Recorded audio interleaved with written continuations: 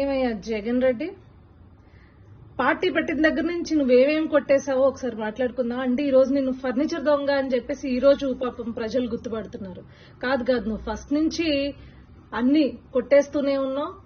దాని తాలూకా నువ్వు జైలు శిక్ష కూడా అనుభవించావు. అవి కాకుండా ఇంకేం కొట్టేసావు ఒకసారి మనం పూర్తిగా వివరంగా మాట్లాడుకుందాం. పార్టీ పేరునేమో శివకుమార్ అనే వ్యక్తి దగ్గర నుంచి కొట్టేశావు.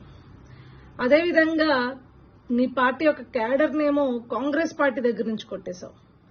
ఆఖరికి నువ్వు నీ భార్య తాడేపల్లిలో ఉంటున్న కొంపని కృష్ణ గారి తమ్ముడైన ఆదిశేషగిరిరావు గారి దగ్గర నుంచి కొట్టేశావు. దాంట్లో ఉండే ఫర్నిచర్ ని రాష్ట్ర ప్రభుత్వం దగ్గర నుంచి కొట్టేశావు.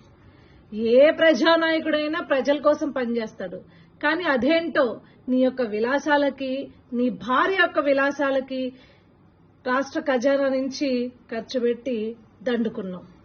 ఈ రోజు దాన్ని అధికార పక్ష నాయకులు కావచ్చు, అధికార పక్ష కార్యకర్తలు కావచ్చు, ప్రజలు కావచ్చు గుర్తుపట్టి, ఏమయ్యా నువ్వు సెటప్ వేసుకుని ఇంట్లో నుంచి పరిపాలించావా, కనీసం సచివాలయం కూడా వెళ్ళలేదా, ఆ సెటప్ కూడా ఇంట్లోదా అని చెప్పేసి గుర్తుపెట్టి నిన్ను ప్రశ్నిస్తుంటే, ఒరే నువ్వు ఫర్నిచర్ దొంగవా అని ప్రశ్నిస్తుంటే, ఈ రోజు నీ ఎమ్మెల్సీని బయటికి పంపించి లేదు లేదు లేదు లేదు లేదు మీరు ఆ ఫర్నిచర్ కి కాస్ట్ కట్టండి, మేము పే చేసేస్తాము అని చెప్పేసి 15వ తారీఖున, అంటే 13వ తారీఖు 14వ తారీఖు నుంచి ప్రజలందరూ అడుగుతుంటుంటే, ఏవయ్యా ఫర్నిచర్ దొంగవా నువ్వు అని చెప్పేసి నీ పైన వేలెత్తి చూపుతుంటే 15వ తారీఖు నీ ఎమ్మెల్సీని పంపించి లేదు లేదు లేదు లేదు మేము డబ్బులు కట్టేస్తా అంటావా? సిగ్గుండాలి. ఫస్ట్ నుంచి ఎవరిదో కూడా ఏదో ఒకటి దొబ్బేస్తూనే బతుకుతున్నావు కదా జగన్ రెడ్డి.